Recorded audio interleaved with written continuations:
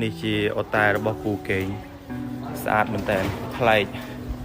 បន្ទប់ពូនៅខាងលើនៅជាន់ទី2ហើយគេមានអាងទឹកនៅចំកណ្ដាលហើយគេតែងអត់ដឹងហៅតែងបែបអីទេពូអត់ដឹងដូចគ្នា Hello Hello Hello Jasmine ពូមកដល់បន្ទប់គេងហើយចាំពូ review បន្ទប់របស់ពូឲ្យមើលបន្ទប់នៅនេះស្អាតយើងបើកទ្វារចូលមកគឺមានទូតាំងហើយគេមានតុនេះអាចធ្វើការងារបានហើយគេមានចក្រានបាយនៅនឹងទៀតចក្រានបាយមកមិនមានវេរ៉ាំងក្រៅគឺមានទូទឹកកកមួយវេរ៉ាំងនឹងធំនៅខាងក្រោយអញ្ចឹងឯងដូចដីផ្ទះអ្នកភូមិមានភ្នំហើយកន្លែងនេះអង្គុយលេងញ៉ាំបៀ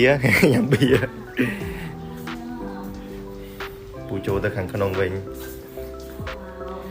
ខាងក្នុងនេះគេមានទូទួមានសាឡុងអង្គុយលេងតែនេះអូតានេះគេតែងបែបបុរាណហើយបន្ទាប់មក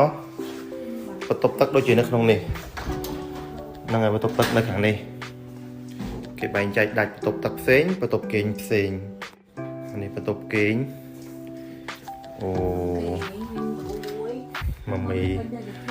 ថតម៉ាមីទៅឃើញដៃម៉ាមីគាត់កោះខ្យល់គាត់អត់ស្រួលខ្លួនដល់ពេលអញ្ចឹងទៅជាប់ដៃអូនេះទូកៅភ័យនេះដេកមើលដើមចេកអូយជំនឿអាណិតកូនអាចាស់មានមនីកាន់តែខ្លាចណាមានដើមចេកក្រោយបន្ទប់អញ្ចឹងចឹងទីទៀតពូត្រូវចេញទៅញ៉ាំអាហារពេលយប់នៅខាងក្រៅតែមុននឹងចេញទៅពូលាងមុខជាមួយនឹងសាប៊ូ Skin 7 មួយសិនពូដើរលេងមួយថ្ងៃពេញតាំងពីផឹកដល់ល្ងាចចឹងមុខរបស់ពូដីផងញើសផងឥឡូវនេះពូលាងជាមួយនឹងសាប៊ូដុំ Skin 7 សិនដើម្បីកម្ចាត់បាក់តេរីដែលបង្កឲ្យកើតមុនពេលពូដើរលេង trip ម្ដងផ្លិចអីផ្លិចបានប៉ុន្តែបើរឿងសាប៊ូដោះមុខ Skin 7 មួយនេះគឺมันអាចផ្លិចបានឡើយសាប៊ូហ្នឹងងាយស្រួលប្រើមែនតើសម្រាប់ប្រុសដូចជាពូ